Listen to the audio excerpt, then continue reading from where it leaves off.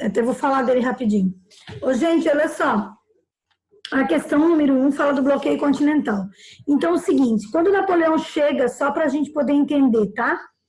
Quando Napoleão chega ao poder, em 1799, aplica o golpe de Brumário, ele tem um grande inimigo que é a Inglaterra. A Inglaterra, historicamente, sempre foi a grande inimiga da Alemanha. E a Inglaterra tinha se industrializado, portanto, a Revolução Industrial Inglesa fez com que a Inglaterra se tornasse um país poderoso, certo? Um país industrializado, um país que influenciava, um país que posteriormente, no século XIX, vai se tornar o país mais poderoso do mundo, um país com ideias imperialistas, um país que busca matéria-prima, mão de obra barata e mercado consumidor e começa a explorar outros continentes. Muito bem. O Napoleão, com o seu exército, ele vai dominar parte da Europa, tá? Ele tem um exército muito forte, mas o exército forte de Napoleão é um exército por terra. Então, o exército napoleônico, ele é muito forte por terra. Inclusive, é por conta do medo do exército de Napoleão chegar em Lisboa, que em 1808 nós temos a fuga e a vinda da família real para o Brasil. Quem estava como príncipe era Dom João VI, na verdade filho da Dona Maria Louca. Ele não foi preparado para ser o próximo, o sucessor, porque ele tinha um irmão, mas o irmão acabou morrendo e ele ficou na linha sucessória, né, para ser o príncipe regente, ou seja, para estar no poder. E aí, quando o exército napoleônico chega em Portugal, havia um medo muito grande de não conseguir combater esse exército. Por isso que a família real foge para o Brasil. Mas isso vai ser em outra aula, mas só para a gente poder entender. Napoleão foi anexando inúmeros territórios, inclusive Portugal e a Espanha também, na Europa. Então era muito temido o exército napoleônico. Era um exército que saqueava, né, saqueou grandes também obras de arte. No Egito houve muito saque feito por Napoleão Bonaparte. Então era um exército que colocava muito medo. E na Inglaterra, no caso da Inglaterra, ele não conseguiria chegar na ilha inglesa. Portanto, por mar, ele não tem a força marítima. A Inglaterra é muito superior na questão marítima, tendo em vista a França. Então, Napoleão Bonaparte sabia que se fosse por mar para chegar à ilha britânica, não rolaria. Seria uma perda para ele, tipo, tenebrosa. Então, o que ele resolveu fazer? A tentar acabar com a Inglaterra de uma outra maneira. De que maneira foi essa? Decretando um bloqueio, chamado bloqueio continental. Ou seja, proibia todos os países de comercializar com os ingleses, certo? Então, todos os países que eram dominados pelos franceses, por ele, certo? E aí ele colocava o irmão, o tio, o papagaio, todo mundo para dominar esses países, né?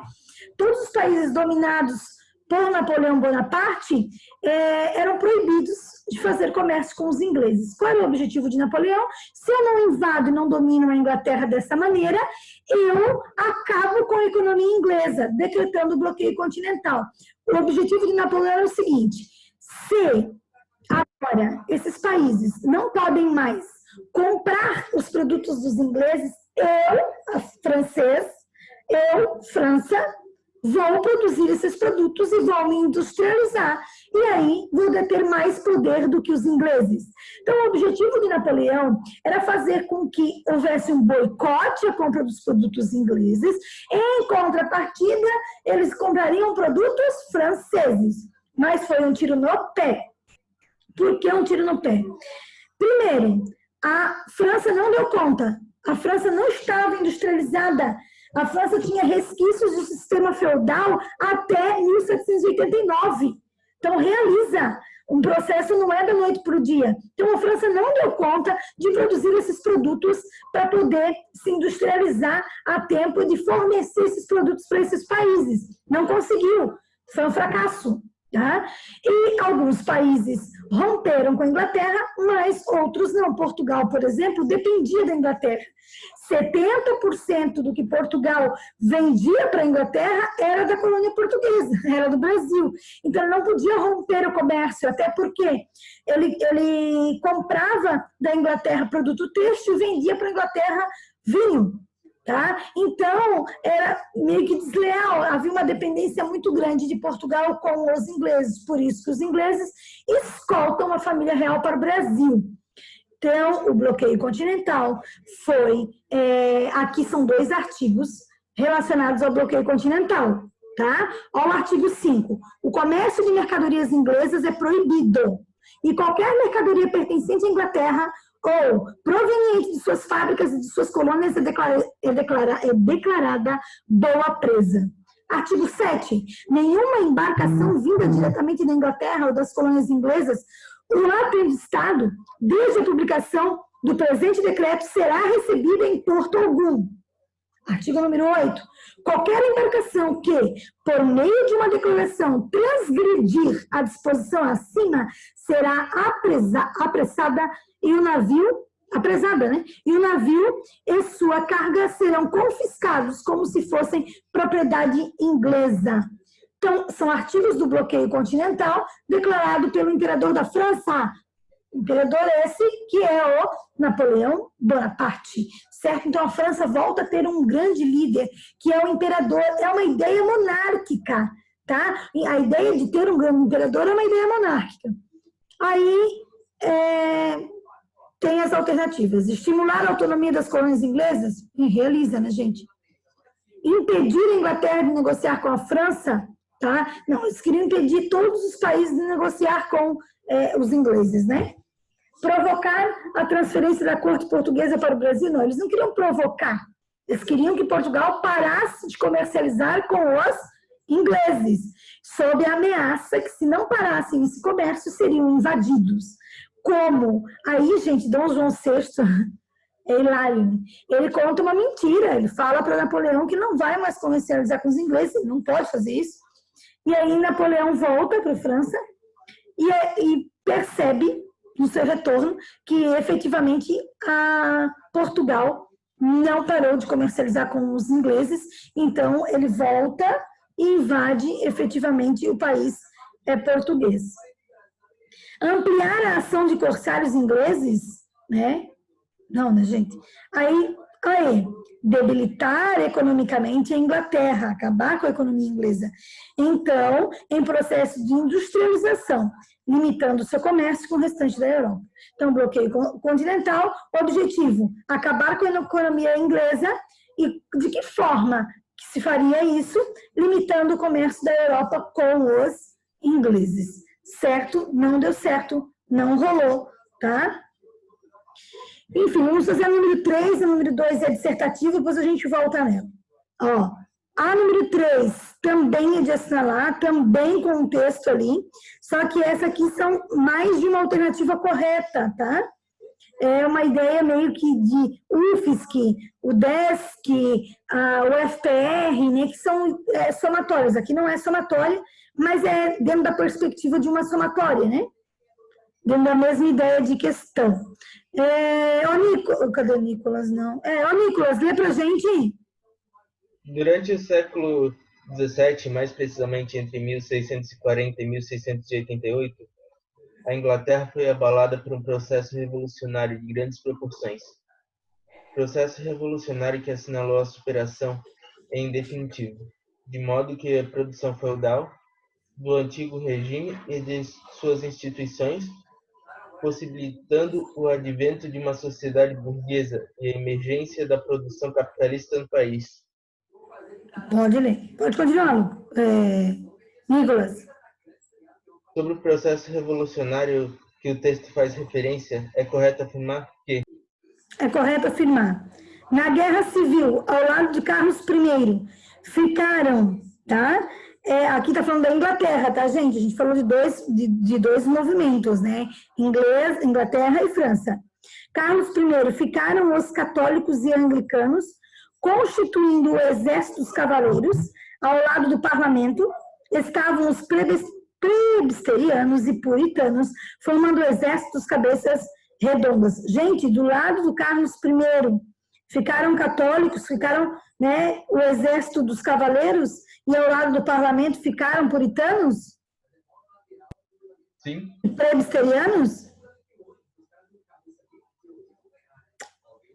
Não, né? Olha só, do lado do Carlos I é o monarca, certo? Nós vamos ter ali, ó, aqui está falando da questão da guerra ali civil entre Carlos I, representante da monarquia, versus quem estava lutando contra ele? Oliver Cromwell, né? Um representante das classes mais populares, certo?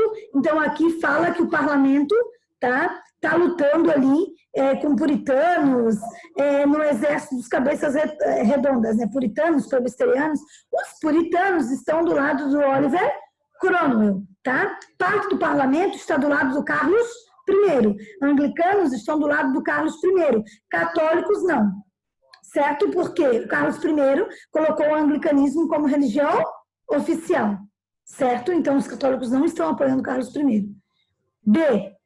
Durante a República Puritana, República de Oliver Cromwell, né, o maior destaque no plano externo foi a promulgação dos atos de navegação, através dos quais consolidava a hegemonia da frota mercante inglesa. Sim, muito sim, que é o que é mais importante desse período histórico, né? O Oliver Cromwell assina os atos de navegação, todos os produtos que saem da Inglaterra ou entram na Inglaterra, só saem e entram na Inglaterra com embarcações inglesas, certo? Isso faz com que a marinha da Inglaterra se torne muito forte e muito poderosa. Então, a alternativa B é a alternativa correta.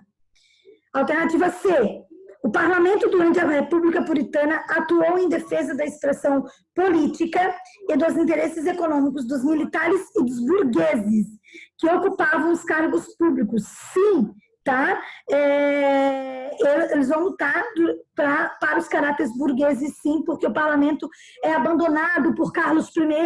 Carlos I fecha o parlamento, então o parlamento está indignado com o cara, porque ele tem a ideia, o pensamento de monarquia absolutista, e é um pensamento da teoria do direito divino. O Estado sou eu faço o que eu quiser. Então, a alternativa C também é a alternativa correta. Aí a D, o ato de exclusão eliminou os anglicanos e os puritanos, né, dos postos de governos e dos cargos públicos, e foi imposto pelo rei ao parlamento, reativando os atritos entre várias classes. Não, gente, tá? O ato de exclusão, olha só, quando nesse conflito civil, quem vence é o Oliver Cromwell. Ele institui a República na Inglaterra, que também não vai ser bem vista depois, posteriormente, né? E com a Revolução Gloriosa, o absolutismo foi substituído pela monarquia constitucional, sim, em que a realeza ficava controlada pelo parlamento, tendo um novo rei assinado a Declaração de Direitos, que é a Declaração Bill of Rights. O que é mais importante das revoluções inglesas? Atos de navegação do Oliver Cromwell, Revolução Gloriosa, que aconteceu na Inglaterra, colocando a Inglaterra como uma monarquia parlamentarista, fazendo com que o rei, com que o monarca assinasse a petição de direitos, a Declaração Bill of Rights, e respeitasse a mesma. Ou seja, tá, eu não vou governar de forma absoluta. Ô Lucas, lê o número 4 pra gente. Sim, senhora. A Revolução Inglesa de 1688 foi uma revolução de caráter estritamente religioso, puritano e favorável ao regime republicano, conservadora que pretendia um retrocesso político, a favor dos monopólios e outros privilégios mercantis, liberal, burguês e parlamentar. Qual que é a alternativa correta, gente? E, Lucas, perfeito. Liberal, burguesa e parlamentar. Monarquia parlamentarista, burguesia no poder e uma política liberal contra o mercantilismo. Então, não esqueçam disso. Ambas as revoluções são liberais porque são contra o mercantilismo. São burguesas, certo? Ambas, tá? E aí a ideia do parlamentarismo, né? que até hoje a França vive a monarquia parlamentar perfeita. Número 5. Alguém para ler número 5?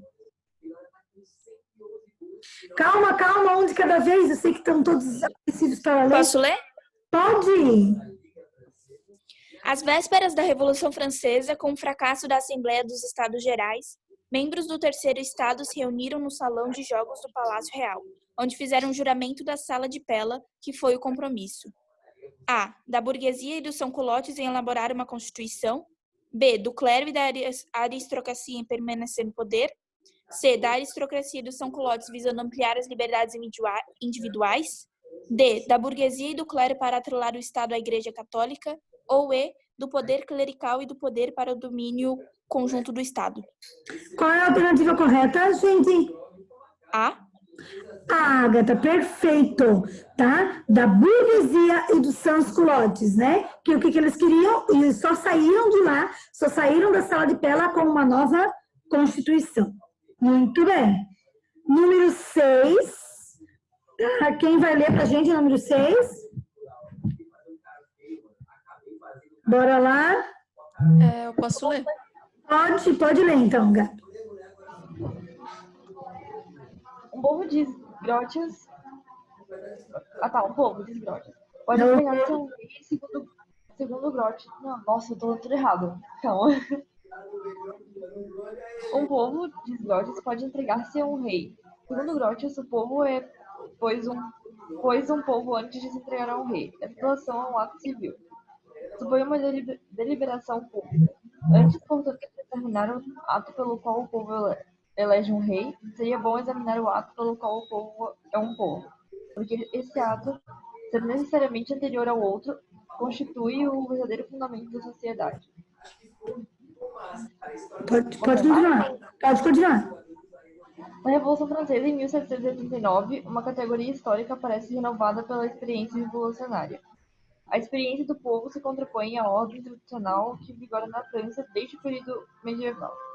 Assinale a alternativa que cuja afirmação se expressa corretamente o papel das classes populares no movimento revolucionário francês no século...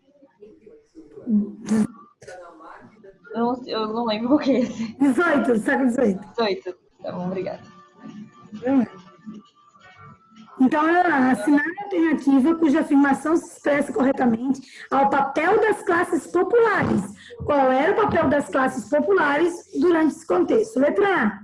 As camadas populares eram indiferenciadas e compunham uma massa de trabalhadores uniforme, incapazes de se organizar politicamente diante de um projeto político iluminista construído pela burguesia ascendente. Gente, elas eram indiferenciadas, uma massa uniforme. Gente, quando fala que é todo mundo homogêneo, todo mundo igual, preste atenção que não rola. Então, alternativa A. Hashtag... Mas era mesmo o rei ia lá plantar arroz com o resto do povo? Olha só. Os interesses das camadas proprietárias foram se afirmando sobre a inexistência de divergência dos sans-culottes, que somente conseguiram controlar a direção do movimento revolucionário no período bonapartista. Olha só. Inexperiências, divergências, somente os interesses das camadas proprietárias foram se afirmando sobre a inexperiência e as divergências dos sans-culottes, que somente conseguiram controlar a direção do movimento no período bonapartista, de Napoleão Bonaparte. Gente, se a gente está falando de 1789, Bonaparte chega ao poder em 1799, posterior à Revolução Francesa. Então, hashtag Napoleão Bonaparte é depois da Revolução Francesa. Então, não. C. Não, ao contrário, né? Primeiro a Revolução Francesa, depois Bonaparte. Então, depois, posterior à Revolução Francesa. Ah, tá. É que eu entendi que tinha falado ao contrário. Não, posterior à Revolução Francesa, 1799. As facções de extrema-direita se converteram em elementos revolucionários. Meu Deus, gente. Facções de extrema-direita se converteram em elementos revolucionários. Somente no período inicial da Revolução. Realiza, gente. Tá? Só o início da frase já matou a questão, né? Não havia na França uma única categoria configurada como povo. O mosaico social da França pré-revolucionária uniu, por ocasião da convocação dos Estados Gerais, grupos sociais diferenciados. É claro, uniu a burguesia e uniu os sans-culottes, uniu a burguesia e uniu o camponês, em prol, né, desse movimento que eles queriam. Claro que a burguesia utilizou o camponês como massa de manobra, mas houve, nesse início, a união desses dois contra a monarquia absolutista, que iniciaram um projeto nacional de oposição aos abusos fiscais da monarquia. Aumento de impostos, porque o rei continuava vivendo no luxo, na ostentação, e quem pagava era o povo. Lembrem-se que só quem pagava impostos na França do contexto da Revolução Francesa, na França absolutista, era o terceiro estado, ou seja, burgueses e camponeses. Então, a alternativa certa, a alternativa D. Ô, professora. Oi.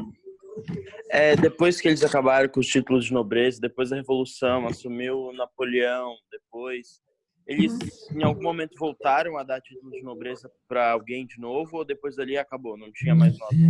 Não, aí, mas o que acontece? Aí a partir disso, você tem uma extinção mesmo, essa ideia de títulos de nobreza.